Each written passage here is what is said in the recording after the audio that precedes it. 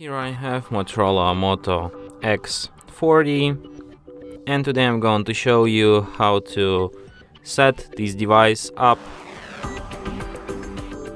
To do this, firstly you have to select language. I'll just stay with English, tap start. Then you can insert SIM card if you have it on you, or you can just skip this step for now and do this later.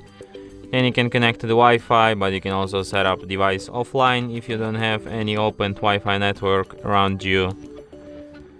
Then I suggest you to disable these switchers and tap accept and continue. Then you have to set up date and time.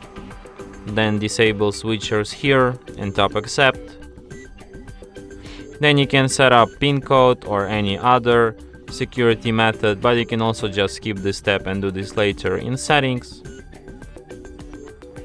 Then tap not now, not now, not now, not now.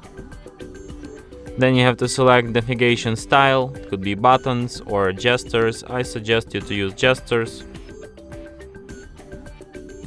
And your device is ready. And that's it. Thanks for watching. If you find this tutorial useful, don't forget to hit that like button and subscribe to our channel.